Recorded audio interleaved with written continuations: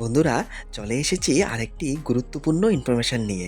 আমরা যখন কোনো গ্রসারি শপ বা মেডিকেল শপে যাই, অনেক সময় খুচরো টাকা না থাকলে শপকিপার আমাদেরকে হাজমোলা ট্যাবলেট দিয়ে দেয়, আর আমরা সেটা খেয়ে নিই।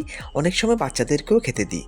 কিন্তু কখনো কি মাথায় এই প্রশ্ন এসেছে যে একদিনে কয়টা হাজমোলা ট্যাবলেট খাওয়া যাবে, বা হাজমোলা ট্যাবলেট খাওয়ার নিয়ম কি?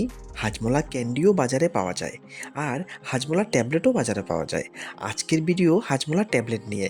এটা ইমলি ফ্লেভার, এছাড়াও হাজমোলা রেগুলার, লাইম কোলা, আনারদানা, হাজমোলা চাট কোলা, হাজমোলা মিষ্টারাম ও হাজমোলা পুদিনা ট্যাবলেটও অ্যাভেলেবেল আছে। আর কোম্পানির দেওয়া নিয়ম অনুসারে অ্যাডাল্ট বা প্রাপ্তবয়স্করা 1 থেকে 2টা হাজমোলা ট্যাবলেট খেতে পারবে আফটার মিলস বা খাবার খাওয়ার পরে। আর চিলড্রেনরা 1টা ট্যাবলেট খেতে পারবে খাবার খাওয়ার পরে।